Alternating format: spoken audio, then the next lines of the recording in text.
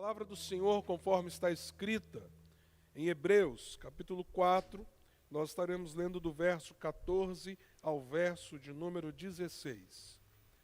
Hebreus, capítulo 4, do verso 14 ao verso de número 16. Assim nos diz a Escritura: portanto, visto que temos um grande sumo sacerdote que adentrou os céus, Jesus, o Filho de Deus, apeguemo-nos com toda a firmeza à fé que professamos. Pois não temos um sumo sacerdote que não possa compadecer-se das nossas fraquezas, mas sim alguém que, como nós, passou por todo tipo de tentação, porém sem pecado. Assim, aproximemo-nos do trono da graça com toda a confiança, a fim de recebermos misericórdia e encontrarmos graça que nos ajude no momento da necessidade. É interessante que Gilberto Gil, em uma de suas composições, ele enaltece muito o lugar da fé. Inclusive o nome da música é Andar com Fé. Aquela música, né, que repete várias vezes o coro, né? Andar com fé eu vou. Lembra? Não, pastor, nunca ouço música secular. Será? Não sei. Mas é interessante, parece até uma música gospel, não é? É verdade. Ó, andar com fé eu vou, porque a fé não costuma falhar. Parece que o cara é crente. Mas você precisa ler o resto da letra. Esse é um problema que a gente tem. Quando eu era menor, acho que alguns aqui são dessa época, tinha uma propaganda interessante da Faber-Castell, que o pedaço era a música do Toquinho, né? A Aquarela. E eu sempre achei aquela música belíssima, até o dia que eu resolvi ler toda a letra da música, porque só passava a primeira parte da música, com o coro dela. E aí o que eu descobri? A música é uma tragicomédia. Se você olhar o final da letra, é um final, diríamos assim, desesperador, porque no final a história não é que você vai fazer isso com uma linha, com não sei o quê, com um pingo, você é demais, você não sei o quê. Não, o final de Aquarela é, vai descolorirá. Tudo vai perder a cor. Não vai existir aquarela no final. Da mesma forma, é interessante a gente olhar para essa música do Gilberto Gil, que fala de fé, e observar a letra toda.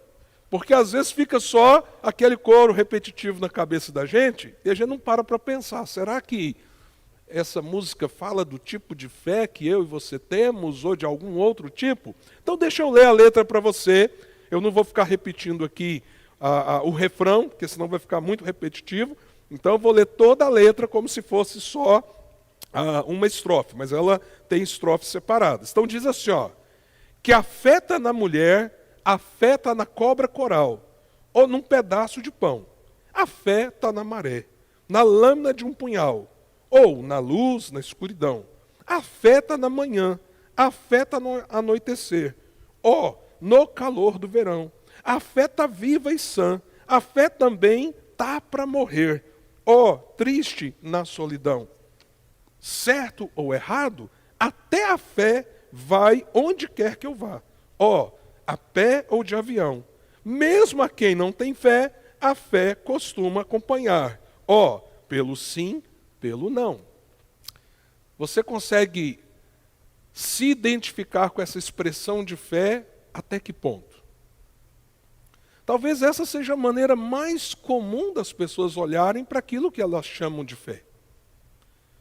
É um positivismo, é uma atitude de encorajamento, é um tipo de esperança em alguma coisa. Você decide no quê, como, de que maneira, a partir do seu gosto, da sua opinião, do seu pensamento. Então, quando ele escreve, andar com fé eu vou, ele está propondo que você tem que ter algum tipo de fé, até o que diz que não tem fé, porque a fé vai acompanhar.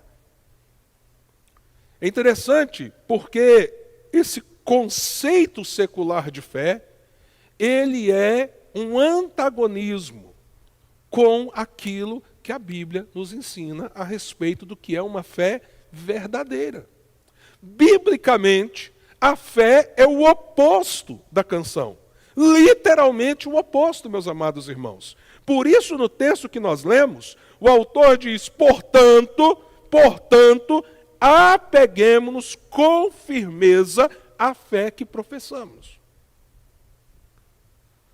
E o livro de Hebreus é um livro que fala o tempo todo de uma fé consistente, que professa uma verdade essencial, absoluta, central.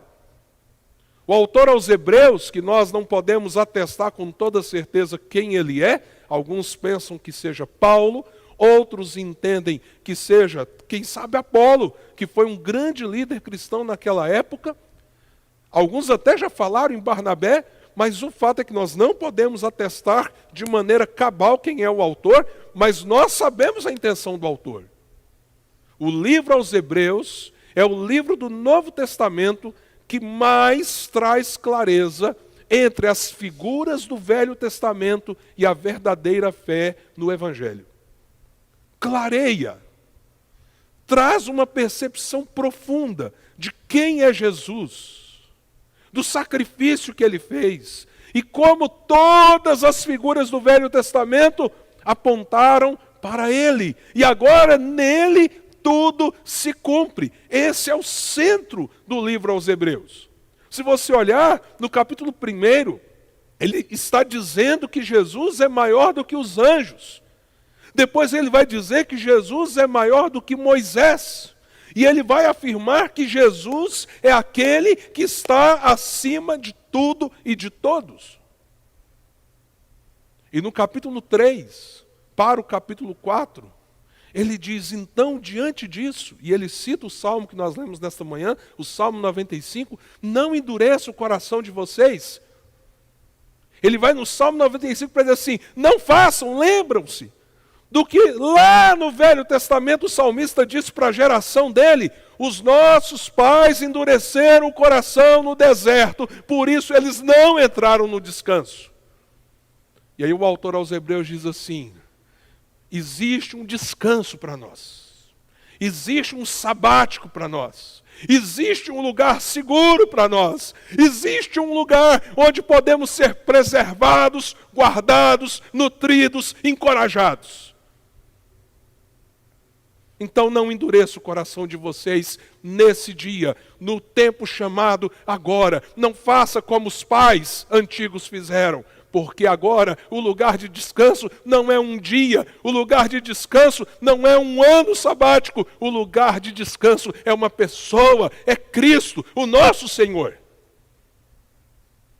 E dentro dessa perspectiva, então, ele diz, portanto, diante do fato dele ser quem ele é, diante do fato dele ser o lugar do nosso descanso, do nosso repouso, portanto, vocês precisam se apegar firmemente. A palavra pegar já é forte. Não é? Não é uma palavra forte no texto? Se apegue! Mas não basta dizer, se apegue. O autor diz, se apegue firmemente. A quê? A fé que você confessa. Que não é a fé que o mundo confessa. Que a mente desse século confessa. E por quê? Porque a nossa fé, em primeiro lugar, ela tem uma essência. Ela tem uma essência. E essa essência está firmada na pessoa de Cristo. Nesse texto, o que o autor fala sobre Cristo? Nós podemos explorar toda a Escritura em torno de quem é Jesus, e com certeza nós vamos nos maravilhar, e nós seremos ainda mais edificados, inclusive por aquilo que nós já sabemos, mas quando relembramos quem Ele é, o nosso coração exulta, a nossa esperança é renovada. Mas nesse texto, o que o autor demonstra para nós? Dessa essência da nossa fé. Quando ele diz assim, ó, você tem que se apegar firmemente. De que fé ele está falando? Que eu e você confessamos. E aí nós temos aqui algumas respostas dessa essência da fé que professamos.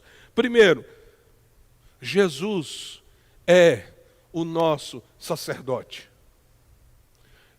No Velho Testamento, haviam 3 grandes ofícios.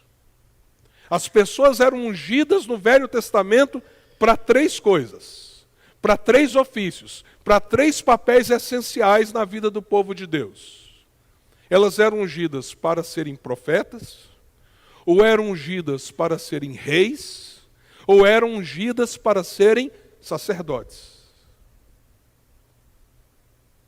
Jesus é o nosso oficial como profeta, rei e sacerdote eternamente. E nesse texto nós lembramos, ele é o nosso sumo sacerdote. Ele não é apenas o profeta, o grande profeta anunciado pelos profetas. Ele não é apenas o grande rei que se assenta no trono dos reis que passaram e reina eternamente, mas ele também é o sumo sacerdote eterno, que foi o sacrifício e ao mesmo tempo aquele que nos ofereceu diante do Pai, mediante o sacrifício de si próprio. Isso significa então que nós temos um intercessor diante do Pai. Por isso o texto diz: portanto, visto que temos um grande sumo sacerdote, nós podemos nos apegar firmemente à fé que nós confessamos, porque nós temos alguém que exerce esse ofício por nós, que abraçou o sacerdócio em nosso favor. Mas não apenas isso, esse sumo sacerdote, ele adentrou os céus. E se você ler o próprio livro de Hebreus, ele vai lembrar os crentes daquela época o fato de que o sumo sacerdote entrava uma vez por ano naquele lugar específico do templo, chamado Santo dos Santos, para ali apresentar o povo diante de Deus, e ele aspergia sangue sobre a arca da aliança e clamava para que o perdão de Deus fosse derramado sobre o povo. Ele fazia isso um ano, uma vez por ano, depois de um monte de cerimônias de purificação, e mesmo assim eles amarravam uma cordinha no pé dele, porque se Deus fulminasse ele lá dentro, ninguém podia entrar para tirar o corpo dele de lá, então tinha que puxar. Mas o nosso sumo sacerdote, e essa é a fé que nós professamos, ele não entrou no Santo dos Santos, não. O Santo dos Santos ele fez foi rasgar aquele véu quando ele morreu, para que nós entremos. Ele adentrou aos céus.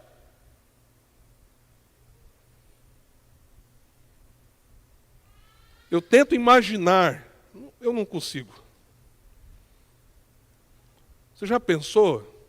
Os discípulos lá naquele monte da Galileia olhando para cima. Aí o reino celestial escalou 2 anjos e falou assim: vocês vão dar uma passadinha lá embaixo, avisa o que está acontecendo. Aí 2 anjos descem quando Jesus sobe. E aí os anjos dizem rapidamente, porque eu acho que eles queriam subir o mais rápido possível. Eles queriam estar na festa. Eles, varões galileus, por que vocês estão olhando para cima? Do mesmo modo que vocês estão vendo ele subir, ele descerá. E aí os 2 anjões, opa, vambora. Por quê? Porque você já pensou como que deve ter sido aquele momento que Jesus adentra novamente os céus? Como aquele que havia morrido, mas ressuscitou e agora está glorificado? Eu tento às vezes imaginar, mas eu acho que eu não consigo chegar a 1 milésimo daquilo que aconteceu. O sumo sacerdote, humano como nós, pecador, uma vez no ano, no Santo dos Santos, só ele. E mesmo assim, a glória de Deus poderia matá-lo. Agora o nosso sumo sacerdote, a quem professamos como nosso Salvador e Senhor, ele está perenemente adentrado aos céus em glória diante do trono do Pai.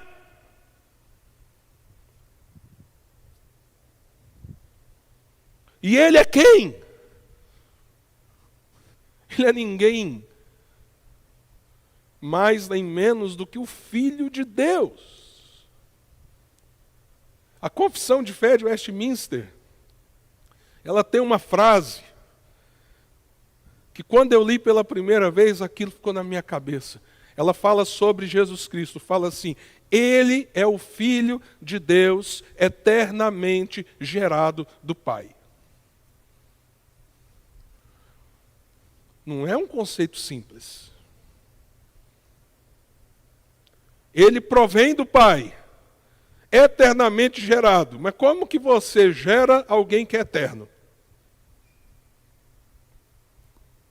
Se Jesus sempre foi lá, sempre esteve lá, sempre esteve com o Pai, durante toda a eternidade. Ele é o alfa e o ômega, o princípio e o fim. Não existe nada antes dele e nem depois dele. Como que ele é gerado do Pai? É porque quando a Escritura nos afirma que ele é Filho eterno de Deus, ela não está falando que ele teve uma geração no sentido de existência, mas ela está nos dizendo que ele tem a natureza do Pai. Então ele é Deus em relacionamento com as outras pessoas da Trindade. E nós cremos nisso. Mas nós também sabemos que o Filho de Deus se fez homem. Por isso o texto diz que nós temos um grande sumo sacerdote, que adentrou aos céus. Ele é Jesus Cristo, Filho de Deus. Mas também o texto diz que a gente então pode ter esperança. E o texto diz o porquê, o verso 15: pois não temos um sumo sacerdote que não possa compadecer-se das nossas fraquezas, mas sim alguém que, como nós, passou por todo tipo de tentação, porém sem pecado. Ou seja, aquele que é o Filho eterno do Pai, é Deus, segunda pessoa da Trindade. Ele se fez um de nós. Mas ele se fez um de nós para assumir os ofícios que nós precisamos que ele cumpra diante do Pai. Entre eles, ser o nosso sumo sacerdote. Mas para cumprir esse papel, ele abraça a nossa existência. Ele abraça a nossa realidade. Jesus se fez 100% homem, sem deixar de ser em nada 100% Deus. E quando ele se fez homem, ele veio a um mundo caído. Por isso João, no capítulo 1, diz que aquele que é o Verbo estava com Deus, tudo foi feito por intermédio dele. João diz assim: ele é a luz que veio ao mundo. Porque o mundo está morto em trevas. E ele vem ao mundo. Mas como ele veio ao mundo? Numa grande comitiva celestial, numa grande carruagem dos céus? Não, ele vem ao mundo se fazendo um de nós, sentindo frio, passando por fome, tendo sede, sentindo dor,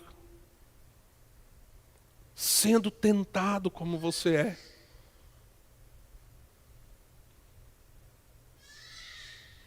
Isso é muito profundo, irmãos.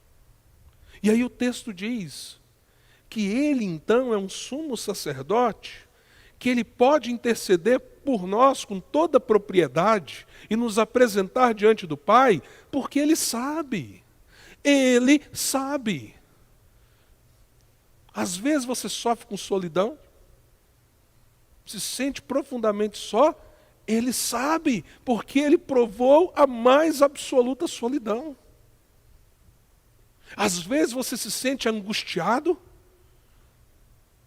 diante das possibilidades, das adversidades. E aqui há algumas coisas que, se a gente olhar para Jesus, a gente vai resolver algumas crises espirituais que nós temos. Por exemplo, o crente não pode se angustiar. Ué, peraí, você está doido? Não, pastor, porque isso é falta de confiança em Deus. O crente que se angustia, que sente às vezes o peso das situações, é porque ele não tem fé. Ô meu filho, minha filha, lê a Bíblia. Quando Jesus sai da ceia, para onde que ele está indo, gente? Vamos ver. Quiz. Para onde que ele está indo? Para a cruz. Não, eu estou falando antes. Logo depois que ele sai da ceia, para onde ele vai? Ele vai para o Getsemane. Ok? Ele vai lá para o Getsemane. Mas tem um versículozinho entre a saída da ceia e o Getsemane. E aí a gente entende o nível de sofrimento de Jesus no Getsemane. O texto diz assim: naquele instante a sua alma foi tomada de pavor. Então você já teve medo? Ou você tem lutado com medo? Existe um sumo sacerdote que intercede por você, que sabe o que é medo.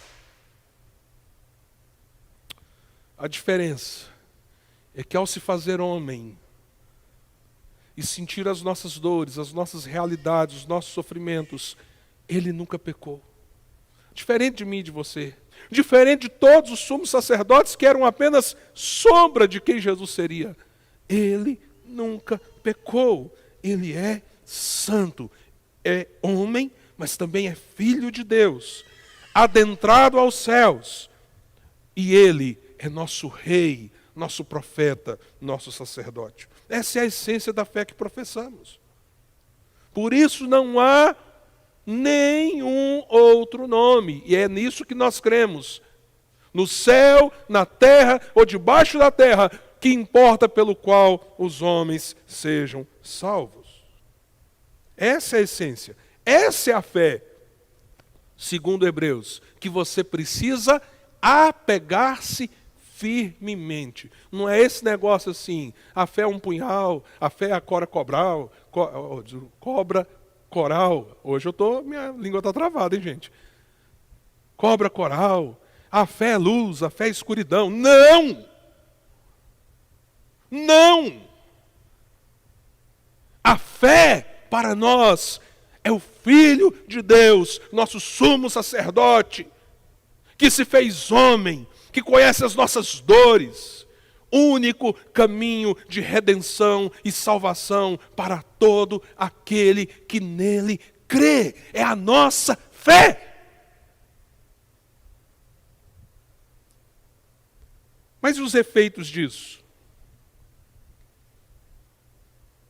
Quando a gente está firmado nessa fé, quando a gente abraça, se apega a essa fé, com todo o nosso coração, com toda a nossa alma, com todo o nosso entendimento, que efeitos isso produz?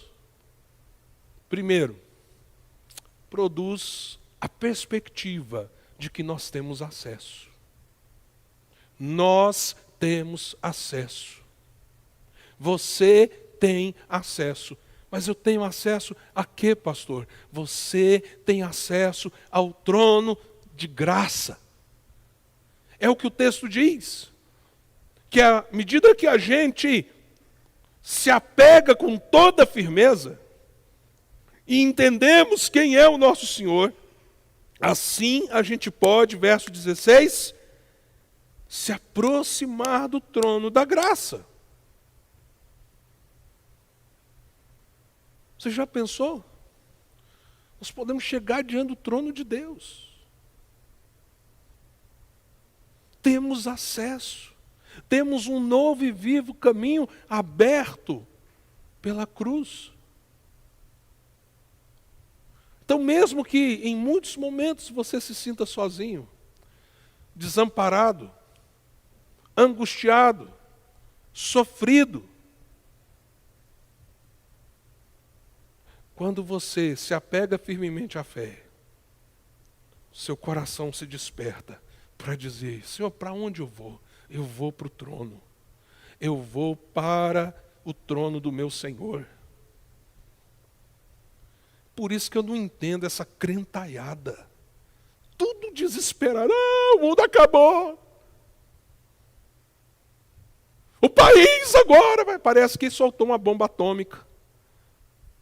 Eu acho que soltaram uma bomba atômica do inferno chamada incredulidade no povo.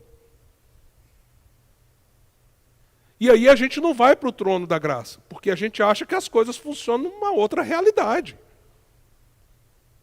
Mas quando nós nos apegamos firmemente à fé que professamos, nós recobramos essa realidade. Eu tenho acesso ao trono.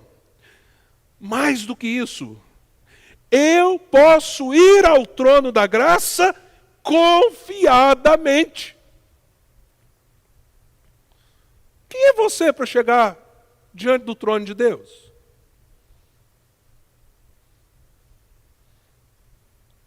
Quem é você? Você só chega porque tem quem te representa. Quem te apresenta. Representa e apresenta. Só que por causa dele, você pode ir confiadamente. O Deus, Senhor do Universo, irá ouvir você. E irá considerar você. É assim que nós podemos nos aproximar do trono de Deus. E qual é o efeito dessa aproximação cheia de confiança? Porque nós nos apegamos firmemente à fé que professamos, nós recebemos graça e misericórdia. Gente, será que graça é um negócio bom? O que vocês acham? Será que graça é uma coisa legal que você precisa? Graça é tão maravilhosa que o salmista diz: a tua graça é melhor do que o que, gente? Do que a vida. Então, por que você se apega firmemente à fé que você professa, você pode se mover debaixo do papel de Cristo por você para o trono. E você pode fazer esse movimento na fé confiadamente. Deus vai te ouvir. Deus vai atentar para você. Inclusive quando você peca e você precisa de perdão, do renovo desse perdão. E o que vai acontecer segundo a palavra de Deus? Irá fluir do trono de Deus graça e misericórdia sobre você.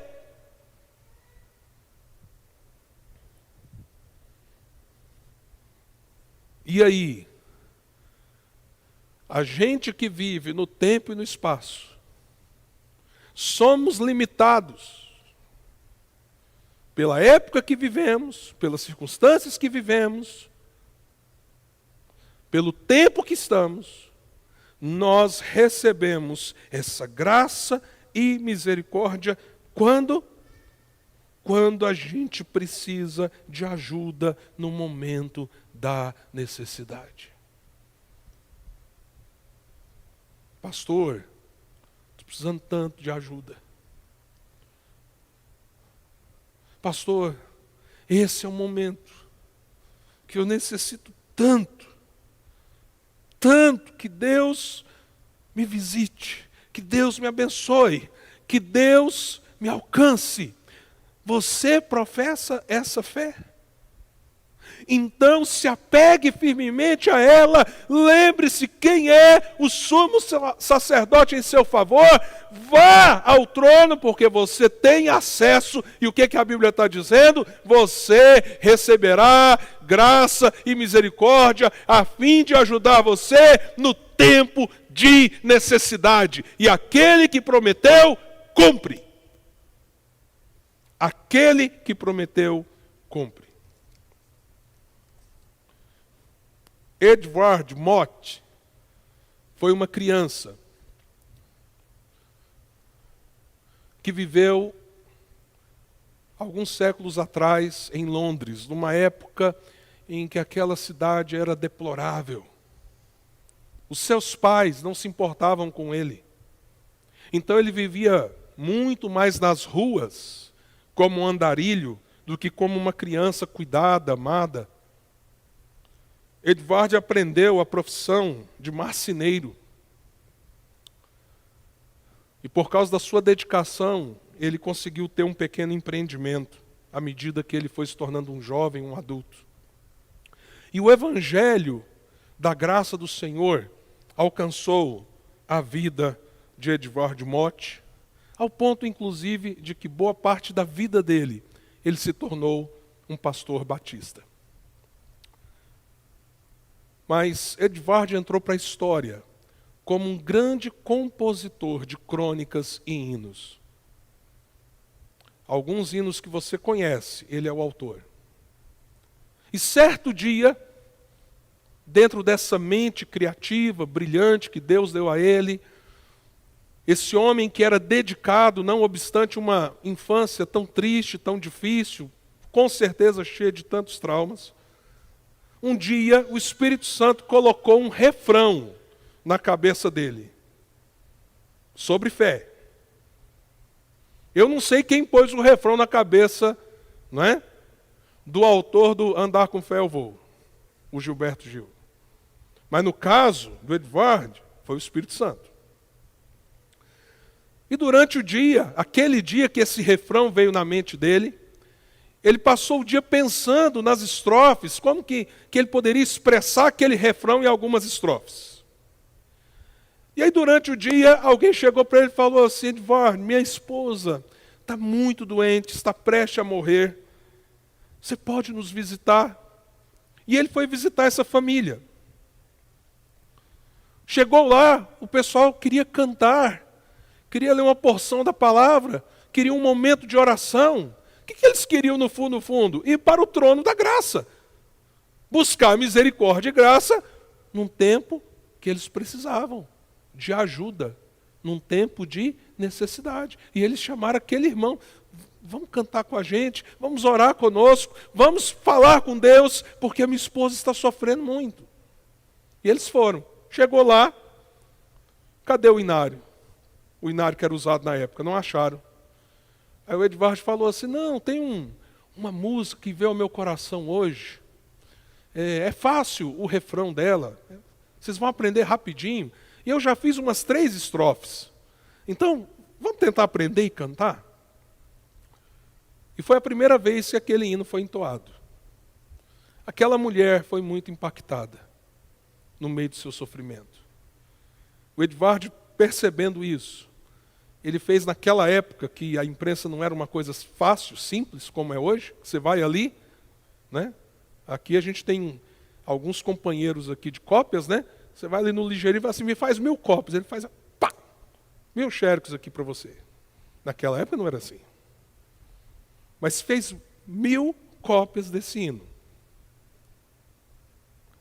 E se tornou um hino extremamente conhecido e cantado pela cristandade desde 1834, que foi o ano dessa composição.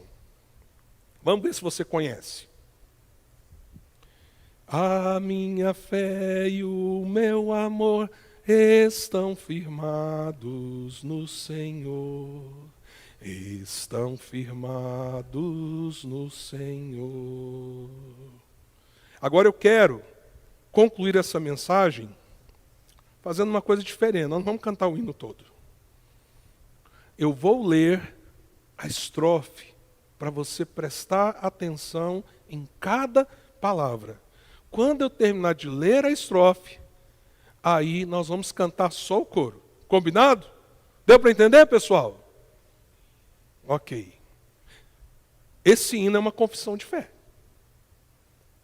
Enquanto você ouvir, enquanto você cantar esse coro, se pergunte: você pode apegar-se firmemente hoje a essa fé se você a confessa?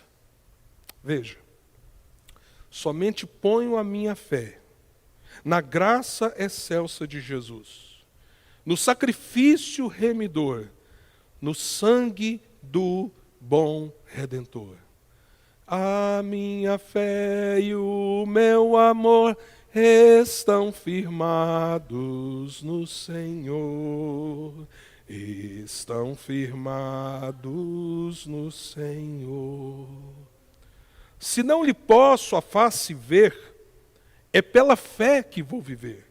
Em cada prova a suportar, eu hei de nele confiar. A minha fé e o meu amor estão firmados no Senhor. Estão firmados no Senhor. A sua graça é muito real. Abrigo traz no temporal.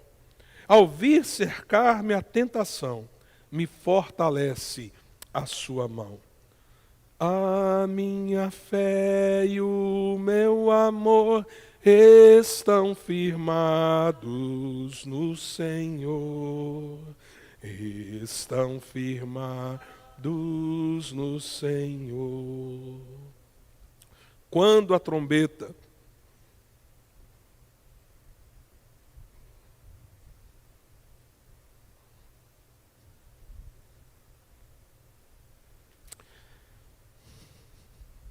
aleluia, Senhor.